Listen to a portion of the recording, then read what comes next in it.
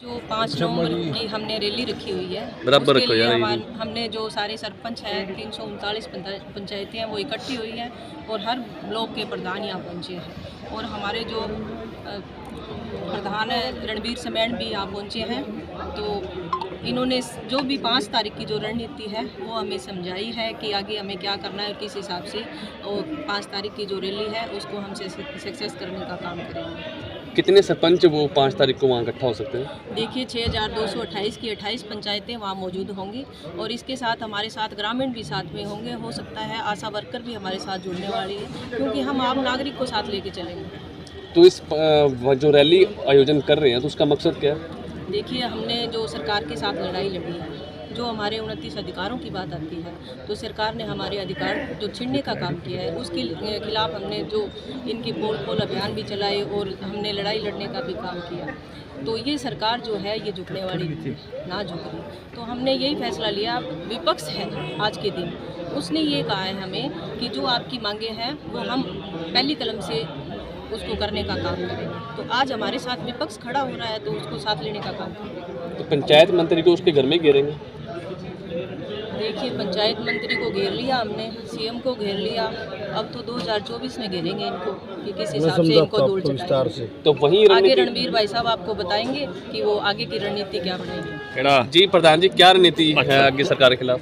10 महीने से ज़्यादा समय हो गया हम लोगों को अपना आंदोलन लड़ते हुए, लेकिन इस मौजूदा सरकार से हमें कोई उम्मीद नहीं है क्योंकि हम लोगों ने हर प्रकार से धरने भी दे लिए, चंडीगढ़ भी गए।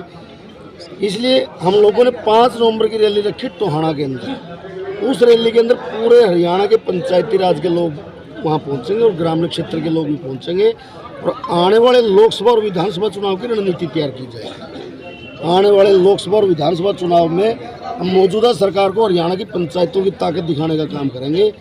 और आप देखना किसी भी गाँव के अंदर, हरियाणा के अंदर इनके एजेंट भी नहीं मिलेंगे बूथों पर। हम इन लोगों को जो हमारे गांव देहात को बर्बाद करना चाहते हैं और पंचायती राज को ख़त्म करना चाहते हैं, हम इन लोगों को बिल्कुल सत्ता से बाहर करने का काम करेंगे। और 5 नवंबर को टोहाना के अंदर हरियाणा की एक ऐतिहासिक रैली होगी और जिसमें विपक्ष हमारा समर्थन करने के लिए आ रहा है।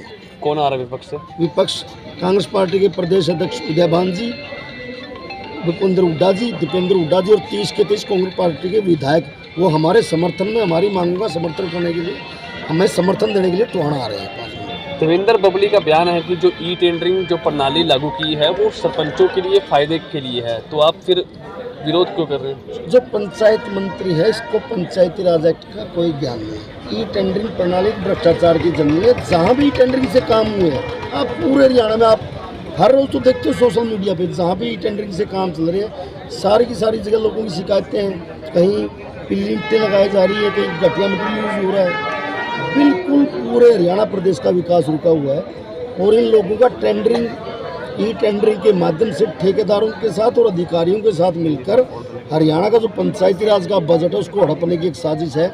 आज देखो तालाबों के नाम पर बहुत बड़ा गबन है। ये अधिकारियों को डराया धमकाया जा रहा है कि आपने ये टेंडर इस ठेकेदार को देना है और उससे पंचायत मंत्री और उसके भाई सीधा कमीशन लेते हैं।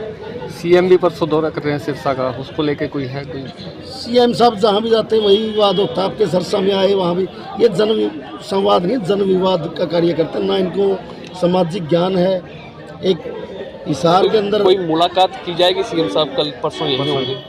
देखो हम लोगों ने मीटिंगें कर ली लेकिन इन लोगों की मंशा साफ नहीं है। ये लोग पंचायती राज को ख़त्म करना चाहते हैं और जो पंचायती राज का बजट है उसके ऊपर इन लोगों की निगाहें हैं। ये हर प्रकार से प्रदेश को लूटने का काम कर रहे हैं। ये सरकार नहीं है, चोरों लुटेरों का एक गिरोह है हरियाणा के अंदर जो हर प्रकार से प्रदेश को लूटने में लगा हुआ है। अब बातचीत नहीं होगी?